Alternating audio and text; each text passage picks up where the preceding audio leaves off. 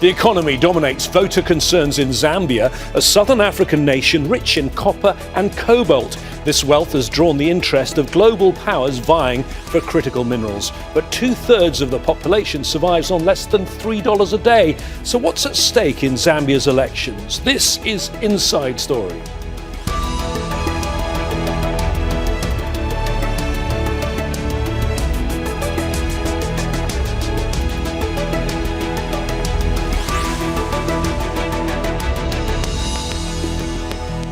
Hello there, I'm James Bays. Zambia's President Hakainde Hichilema boasts about the economic recovery achieved under his leadership. 5 years ago, he inherited a country that had defaulted on its sovereign debt during the COVID-19 pandemic. But after introducing economic reforms, inflation has dropped from 24% when he came to power to 6.8% earlier this year. Now Hichilema is seeking a second term in office. The vote is drawing international attention because the southern African nation is rich in critical minerals. But most Zambians don't reap the benefits of that wealth. The World Bank says 70% of the population survives on less than $3 a day. So how will the outcome of these elections shape Zambia's politics? We'll talk to our panel of guests in just a moment. But first, this report from Victoria Gatenby. The elections in Zambia will determine whether President Hakainde Hichilema, known as HH, wins another 5 years in office. The economy has dominated the campaign. Hichilema defeated Edgar Lungu in 2021, promising jobs, investment and a way out of the debt crisis after the COVID-19 pandemic. His government has restructured billions of dollars in debt and attracted new investment. But many Zambians say they're yet to feel the benefits. High food prices, unemployment and power shortages continue to put pressure on households. The World Bank says more than 70% of Zambia's 22 million people live on less than $3 a day and 10% are out of work. The economy is worse. Electricity may seem to be stable right now, but we know for sure that if we bring back HH, for sure things will go back to where as they were. Despite its economic challenges, Zambia is rich in critical minerals used in electric vehicles, solar panels and smartphones. That's drawn investment from China and the United States. Hichilema wants to triple copper output to 3 million tonnes a year by 2031, which, if achieved, could make it the leading producer. But he says he needs more time for his reforms to work. Don't vote for those boys in the opposition. They will come and wipe the reserves. A crocodile will always remain a crocodile and a thief will always remain a thief. Hichilema's main challenger is a former minister, Brian Mundabile. He leads an alliance of opposition parties and says campaigning has not been free or fair. We were stopped permits, landing rights and permits to fly when our opponent, President Hakainde Hichilema, had 3 helicopters. He could fly and have 6 rallies a day. We were only allowed to do our campaigns by road. In recent months, inflation has fallen and the currency strengthened, but many challenges remain. And with this election, Zambians will choose who they trust most to shape their future. Victoria Gatenby, Al Jazeera for Inside Story. All eyes on Lusaka and the Zambian elections. They are the focus of today's Inside Story. Our panel who are joining us to discuss this from Lusaka is Oliver Saasa. He is the Chancellor of Mulungushi University and Chairman of the Board of Directors at Zanaco, Zambia's national commercial bank. Sishuwa is a Senior Lecturer in History at Stellenbosch University and author of the book Party, Politics and Populism in Zambia. He joins us from Stellenbosch in South Africa. And Christopher Vandome is Senior Research Fellow and Head of the Critical Minerals Initiative at Chatham House. He's with us today from London. Thank you, all three of you, for joining us. Professor Oliver, first, if I can ask you first about the field of candidates, because I think there were originally 26 people who wanted to run for president, and of course there's a parliamentary election here as well. 14 are on the ballot. That's a large number. How many actually have a chance? Is it just a 2-horse race? Well, I must say it's a generally 2-horse race. I just voted a couple of hours ago. really the names that are coming out prominently are those of the sitting president and that of Mr. Munduvile, who actually is the main opposition at the moment. But we do also have a number that have played some role earlier in the electoral processes. But really, it appears to the average Zambian that is a two-horse race. Sishuwa, a two-horse race. There's potentially 2 rounds in this election. Do you think it will go to 2 rounds? And tell us about those 2 main candidates. I don't think it will go to 2 rounds. I think it will be decided in the first round. I think voters will choose one of those 2 candidates. The incumbent president, Hakainde Hichilema, has been in power for the last 5 years. So this election is a referendum on his policies, particularly corruption, national unity, the mining policy, the extent to which he has reduced or increased the cost of living, and indeed the state of democracy itself as well, the economy. He is being challenged by Brian Munduvile, who is running on a smaller, known party. But he comes from the former ruling party, the Party de Front. He was a member of parliament before. He was a leader of the opposition in parliament. He was a government chief whip, and he was a provincial minister. So he has the political experience. He's a lawyer by training. And I think he's relying on the basis of the former ruling party as well, the frustrations in urban areas to present himself as a better alternative to the incumbent. Christopher, that opposition leader, Mundubile, has said, and this is a recent quote, "I have to warn that democracy is going to the grave in Zambia right before the eyes of the world." One of the things his party and supporters are pointing to is recent election changes and changes to the constitutional system. Is there anything that concerns you about the way this election is being run? The early indications of what's happening today on the ground are that this is a broadly peaceful election. It's being conducted appropriately. The polling stations have opened at the right time. These allegations around authoritarianism have been placed against the president, and the president's team have come out and said, look, we know what authoritarianism in Zambia looks like. We were victims of that for a very long time. We are not there. In terms of our concerns as an international community, this is not something to be concerned about in terms of looking at comparative elections and what's happened before in Zambia. There's always a bit of a question over, okay, is this going to be able to be undertaken peacefully? There are some questions over sporadic incidences of election violence that have taken place in the build-up to this. But we're not seeing the same kind of repression and the same kind of constraints upon the opposition party as has been seen in previous elections in the country. And Oliver, I mean, one of the things that other countries could perhaps learn from is the fact that you've got lots of monitors there, domestic monitors and international monitors. The SADC, the regional grouping and the European Union are among the international observers watching this election. Precisely. And I think this is really an important aspect regarding Zambia. If you talk in comparative terms, Zambia has had several changes of government. This is the, how many?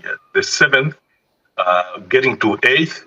And we are sure that we will act for the next couple of electoral processes. We would see a certain level of stability that has been characteristic of the Zambian as a political system. Comparatively speaking, in Africa, Zambia has really recorded very positive progress at that level. We have not seen, I'm here in Osaka, we've not seen levels of challenges by way of struggles among the opposing parties in terms of causing concern regarding security and safety of the political system. So, yes, we are really in a situation where peace has prevailed, and one hopes that at the end of the day, the victor, whoever actually will be victorious coming out of this electoral process, would be accepted because our system has always been peaceful. Sishuwa, in one word, what is going to decide this election? What is issue number one? I think the state of democracy and human rights, I think there's need to counter this idea of economic determinism, the idea that African voters, are only concerned about the economy and that human rights, political freedoms don't matter, or they can be sacrificed if, for example, inflation is lower, if foreign reserves are better, or if, the foreign currency is performing better in comparison to other currencies. Like other places, Africans, particularly Zambian voters, are not as simple as people who only exist to eat. There are many voters in this election who are voting on the basis of political rights and freedoms rather than food. And this is an issue, I think, which hasn't really been discussed because the state of democracy in the country over the last 4 years has been bad as it was under the previous administration. But this is an issue that, especially outside the country, has been downplayed because even the number of candidates on the ballot could have been higher if others were not disqualified under very strange circumstances. Amnesty International, just 3 days ago, released a report that showed regression in terms of human rights, particularly political rights such as the right of freedom of association, freedom of expression. And Zambians, are people who love their freedoms, and the Hichilema, who was elected on a ticket of democratic reform, has fared very, very badly in comparison to what he could have done, especially that he started by, repeating the law that previous president had used to undermine free speech, but he created even more repressive legislation elsewhere. So you could say that he embarked on reform without change, and that's an issue that voters are taking very seriously in this election. Christopher, I was in Zambia a couple of months ago for World Press Freedom Day, and it was supposed to be followed by something called RightsCon, which was supposed to be civil society and human rights activists, and it all got cancelled. If you follow what Sishuwa just said, that's a bit of an indictment on the system and the current government, is it not? It is, and Sishuwa has made important points around this throughout the Hichilema presidency, and I think that there's two things going on here. One is that the president came to power on promises of changing that political environment. Here was a man who had actually really suffered the worst of it when he was in opposition: incarceration, restrictions on campaigning, the successive elections that he fought and challenged. So here was a man who was seen as, okay, he understands what has been used against him. He's now going to come into power and repeal all of that and open up the political space. So part of this is the fact that he hasn't done that to the extent that has been desired. The other part is, as has been pointed out, that there have been elements of continuation of that, particularly around cybersecurity and particularly around press freedoms. Now, in terms of where sort of those critical friends sit and the perceptions that they have of this, is this as bad as it is in other parts of the continent? No, it's not. And that makes it very difficult to call out because you then come up against this whataboutism. It's not as bad as it is there, it's not as bad as it is elsewhere. And so those people who were aligned with him when he was in opposition now have to tread a very careful line of being able to just hold back and say, look, actually, things aren't going in the direction that we would like to see them go. We understand that, perhaps it's not as bad as it is elsewhere, but we don't want to see anything get worse. And the impact of that and the reason why there's the concern is, as Sishuwa says, this is something that is of concern to Zambian citizens, but also it's about trust in a leader to be able to say, okay, here's what he said he was going to do, and he's done it. And thirdly, it's about really a country that does need significant amounts of international investment. Those investors, what they're going to be looking at is this a system where institutions hold, or is this a system where the discretion of a single authority can have huge changes over both the political environment but also that economic environment? And staying with the economics, Oliver, you are an academic, but you're also involved in banking as chairman of the board of directors of Zanaco, a big bank in Zambia. He's restructured the debt of the country. He's brought down the inflation. You could say, looking at it, if you were an international economist, he's done great things. But are the people on the streets feeling this, or is there a disconnect? I think you are right. I cannot comment competently on the political discussions regarding how far we've gone in opening up the political space to be inclusive and make sure that you govern in a manner expected of you as a leader. But if you look at the economic performance of the Zambian economy, since President Hakainde Hichilema came into power, we recorded significant progress at various very important levels, which may speak directly to what can happen after you have actually attended to the macroeconomic fundamentals that are usually seen to be very fundamental to making the sort of policy changes that actually were the basis of the promises that were made. If you look at in terms of investor confidence, it has been increasing quite significantly, thanks to general GDP growth that has been posted. We've seen certain aspects that speak directly to good, positive developments.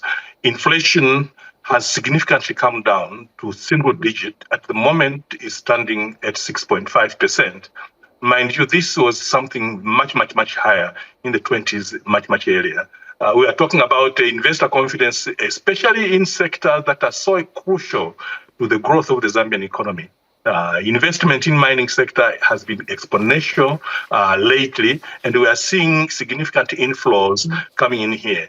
Agriculture, again, we can boast of bumper harvest this year, and the previous year at 5.1 million metric tons. The previous year was about 3 million. Again, we are seeing these are very important aspects because if you talk about poverty reduction and even lowering the cost of living, you have actually to look at these. And on those scores, I believe that the government performed fairly well.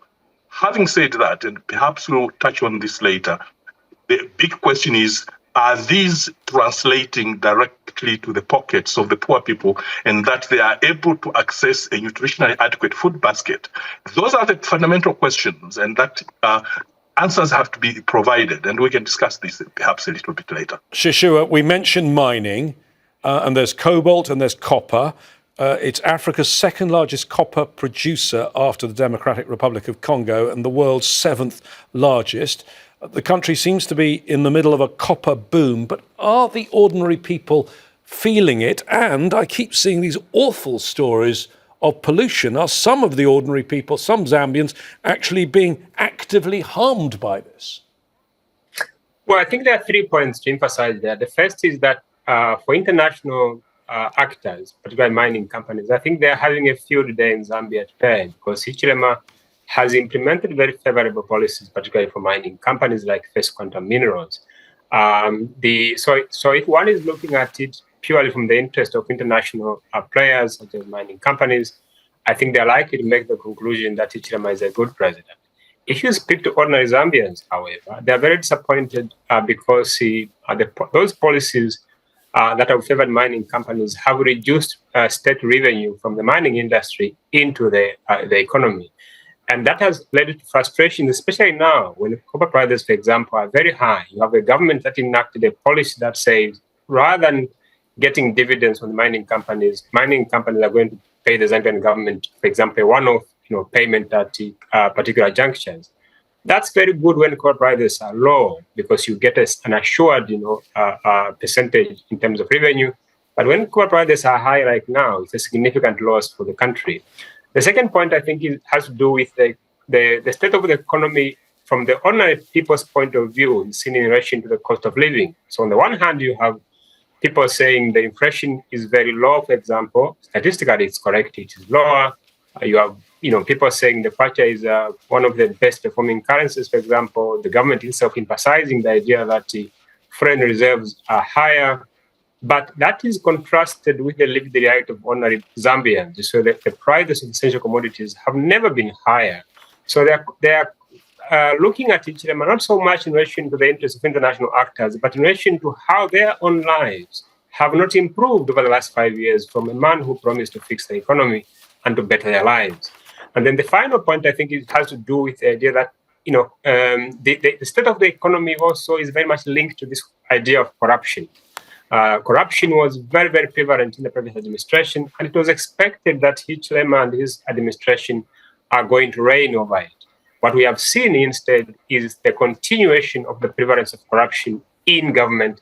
The government bodies such as the Financial Intelligence Center have released annual statistics that shows, for example, that Zambia is losing on average $3.5 billion in illicit financial flows. Again, if you seal these loopholes of corruption, then you don't need to go with a begging bow to Washington to say we are asking for money to use in the health sector, for example. So in that sense, I think that the focus on economic determinism undermines what the ordinary Zambian, for example, is looking for from the government. And for many of them, it's really the cost of living reflected in their ability to afford basic essential services. Oliver, cost of living, economy, human rights, corruption, these are the sort of issues that you expect to see in other countries in the region. But there's one very odd issue in this election, and it concerns the previous president who is dead, Edgar Lungu. He died in South Africa. His body is still there. It's not been brought back to Zambia. Is this an issue? There are all sorts of allegations from his family that the current president can't be trusted with the body. He might use it in some sort of witchcraft, it was even alleged. Is this an issue? Because I know the lawyer for the family is now the opposition's vice presidential candidate. Well, I cannot comment with authority at that level. But what I think is important to recognize is that the position of government was that the former head of state, when he passed on in South Africa, deserved an honorable funeral, a burial. The family had a different view, which was very much informed by the manner in which the two heads of state interacted when one was alive, and that they had their own reservations regarding the extent to which the current sitting president should be allowed to preside over the burials. I think these are issues that have been resolved in a court of law within South Africa. A decision was made more than a month ago, and the government decided not to actually appeal that decision. So, Oliver, sorry to interrupt you. Do you think it's an issue for some voters or not?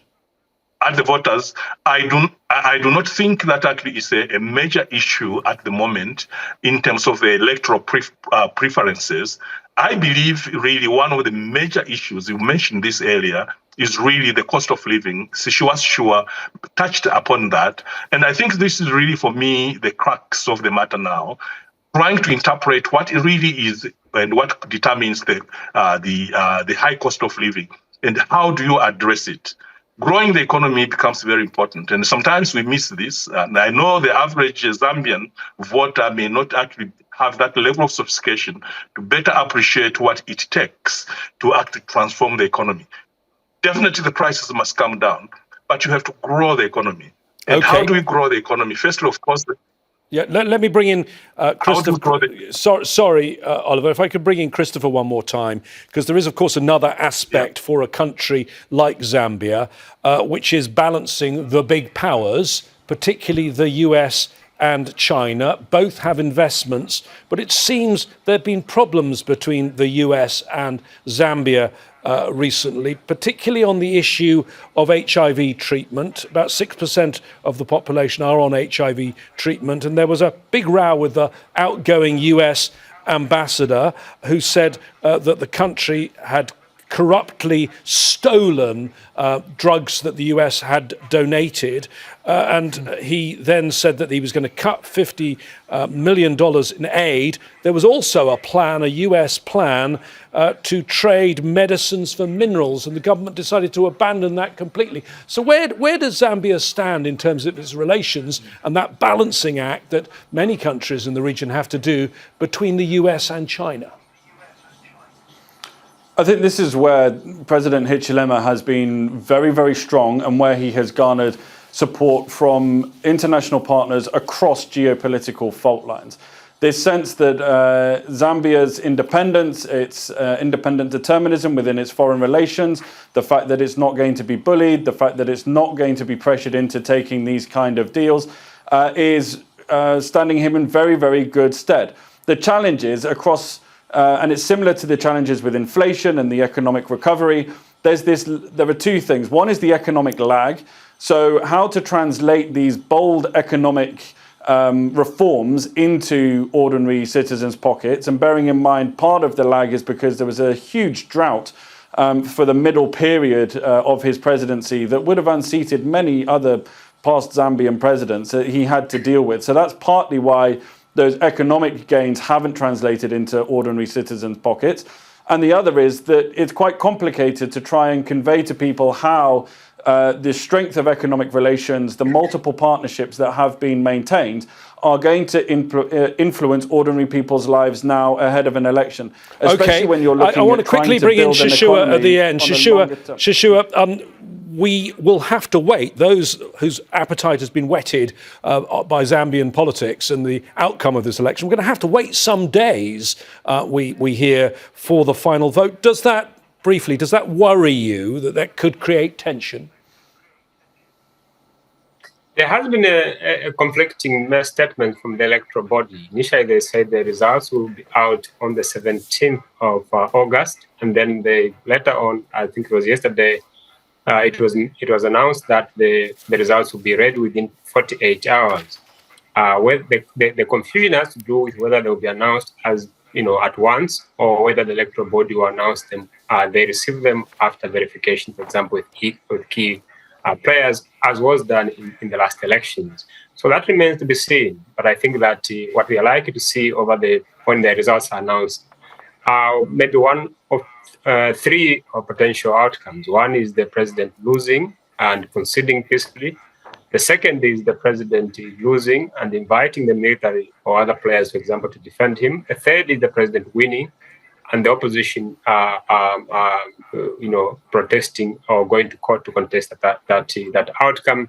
What I think is important is really the transparency with which the results will be handled. If the Electoral Commission, for example, announces the election results as they arrive. Okay, thank you, Sishuwa. We'll watch that very carefully. Sishuwa, Oliver Saasa and Christopher Vandome are our guests today. The next few days will be important ones for Zambia. If you came in late, you can always go back and watch our programme again on our YouTube page or at aljazeera.com. For further discussion on the issues raised, go to our Facebook page, facebook.com/AJ Inside Story, or tell us what you think on X. Our username there is @AJ Inside Story. That's where we leave this programme for now.